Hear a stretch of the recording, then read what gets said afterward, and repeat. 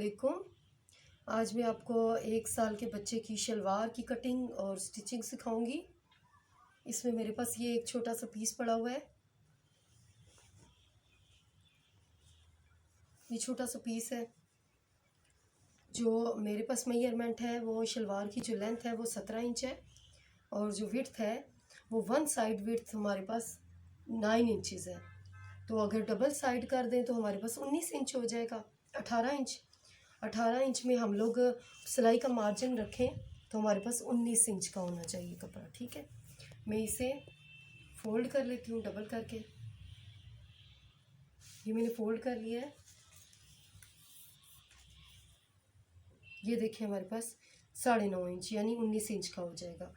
और लेंथ हमारे पास क्या है जी, हमारे पास 17 इंच इसकी तैयार लेंथ है। 2 इंच हम पांचे का मार्जिन देंगे और 2 इंच ही हम नेफे का मार्जिन देंगे। इसके बाद मैं निशान लगाती हूँ और इसकी कटिंग करती हूँ।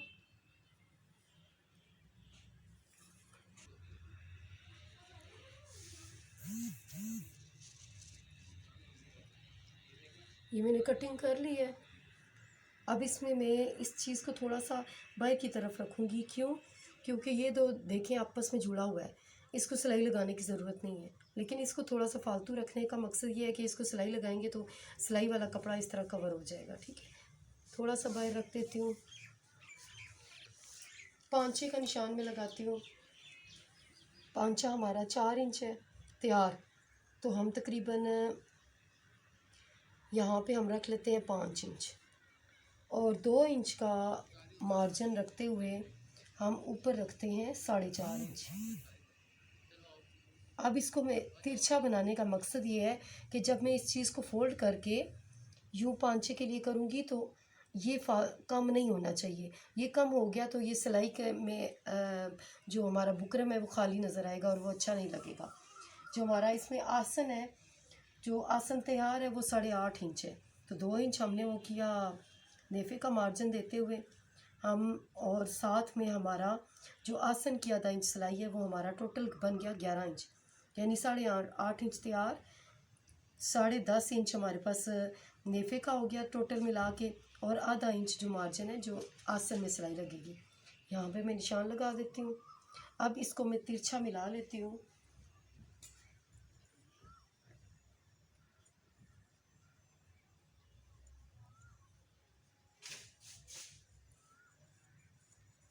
ये मैंने इसे मिला लिया।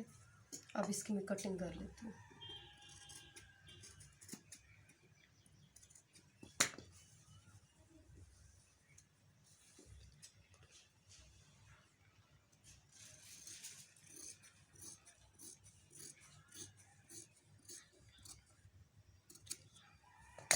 ये हमारे पास पजामे की कटिंग हो गई, शलवार की भी।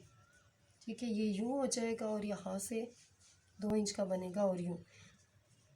अब मैं इसको आपको स्टिचिंग इसकी सिखाती हूँ। मैंने ये 2 पांचों के लिए 1-1 इंच की पट्टियाँ काट ली हैं। अब मैं इसे यहाँ पे चिपकाऊंगी।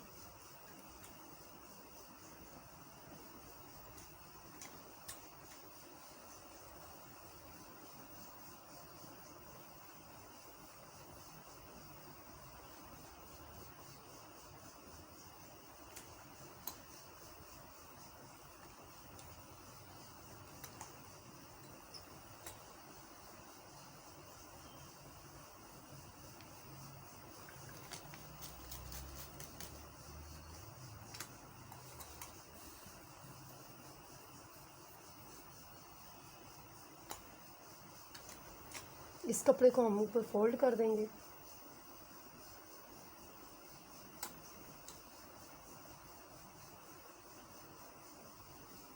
आपने इतना फोल्ड करना है जितनी आपकी बुकरम है।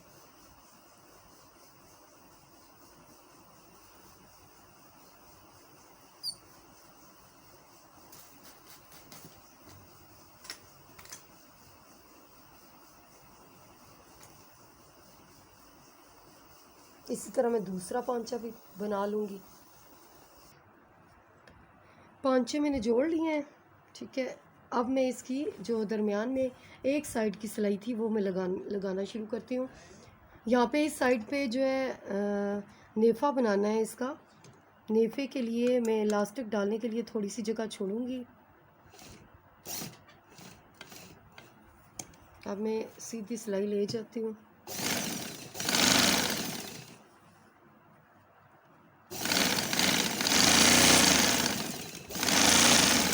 ये सिलाई पूरी हो गई। अब इसके बाद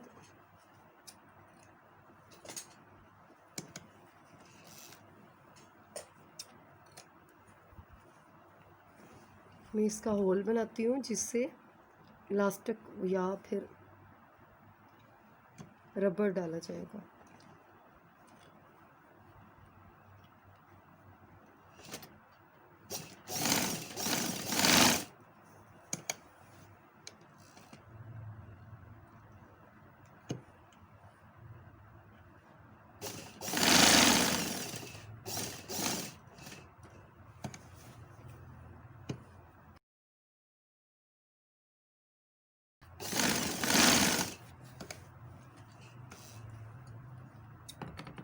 अब मैं इसका नेफ़ा बनाती हूँ। नेफ़ा मैंने आपको बताया था 2 इंच का, आधा इंच में अंदर लेके जाती हूँ और तकरीबन 1.5 इंच का मैं नेफ़ा बनाती हूँ। आप जितना बनाना चाहें उतना बना सकते हैं।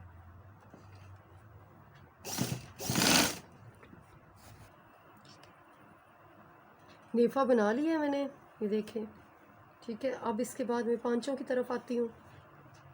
पांचों के लिए सबसे पहले आपने 1 पाँव की सिलाई लगानी है। 1 पाँव का फासला रखते हुए आपने सिलाई लगानी है।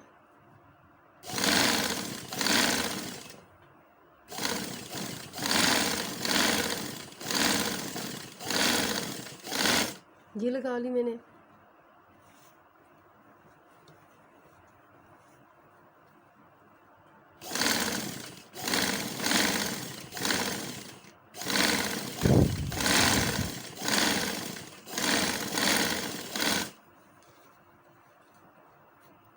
अब मैंने इसके किनारे की सिलाई लगानी है। एक्स्ट्रा कपड़ा यहाँ से काटते जाएं। धागा मैंने आपको बताया था बार बार आप साथ काटती जाएं। किनारे की सिलाई लगाने के लिए इस चीज़ का ध्यान रखें कि किनारे की सिलाई जो है वो नीचे नहीं उतरनी चाहिए।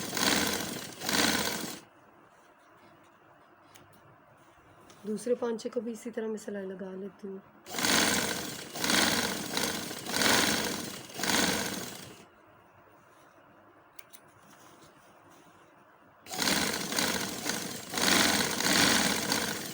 ये मेरी नीचे वाली सिलाइयाँ कंप्लीट हो गई हैं। अब पांचे को आप चाहे तो ऊपर एक ही सिलाई लगा सकते हैं, चाहे तो आपकी 2। अगर 2 लगानी है तो आप ऐसा करें कि यहाँ से 1 पाँव का फासला रखें। आपको नज़र आ रहा होगा कि कहाँ पे चेपी बुकरम जो है वो चिपका हुआ है। हाथ से भी अंदाज़ा हो सकता है और निशान से भी। 1 पाँव का मार्जिन रखते हुए आप सिलाई लगाएं। ये नीचे देखें, 1 पाँव का मार्जिन रख के मैंने सिलाई लगाई है। अब ये दोनों सिलाइयाँ मैंने ऊपर वाली लगा ली हैं। अब जो 1 पाँव का मार्जिन रखा था वो अब इस 1 पाँव के फासले पे अगली सिलाई लगाऊंगी मैं ऊपर वाली साइड पे।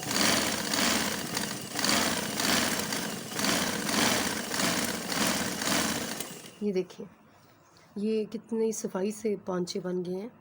ये नीचे कोई धागा नीचे नहीं उतरा। इसी तरह मैं दूसरे की भी लगा लेती हूँ। पांचे हमारे इस तरह तैयार हो जाएंगे। अब सिर्फ हमारा जो है वो इसका काम शलवार है।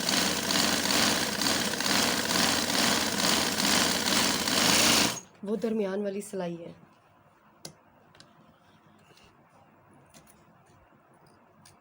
आपको मैंने बताया था जो पांचा है हमारा वो 4 इंच का है। अब दरमियान वाली सिलाई लगाने के लिए मैं ये 4 इंच की मेजरमेंट करके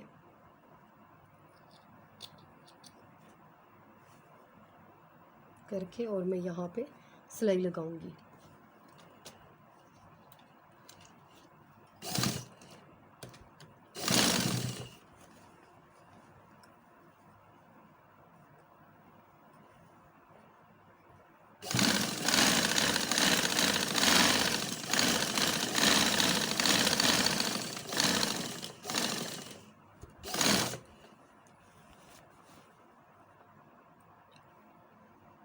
अब ये यहाँ पे मैं इस सिलाई को ख़त्म करती हूँ और दोबारा जो ये दूसरी लगा के लाऊंगी वो यहाँ पे ख़त्म करूँगी। इस तरह जो आसन के दरमियान वाली सिलाई हो जाएगी वो डबल हो जाएगी, यानी जो बार बार आसन उतरने का या शलवार फटने का ख़दशा होगा वो ख़त्म हो जाएगा। दूसरे पांचे को देख मैंने इसको निशान लगा लिया। अब मैं इसको सिलाई लगाती जाऊँगी और इसी तरह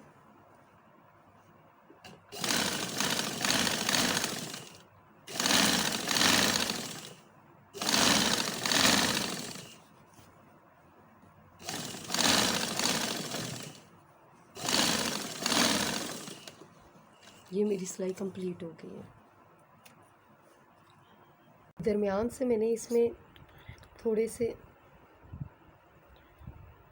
कट लगा लेने हैं दरमियान से। ये इस वजह से कि जब मैं शलवार को उल्टा करूँगी, देखना आप, ये तो यहाँ पे ये इकट्ठा नहीं होगा।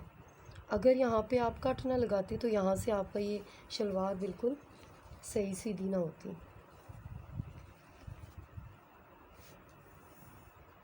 ये देखिए हमारी 1 साल के बच्चे की शलवार जो है वो बिल्कुल रेडी हो गई है।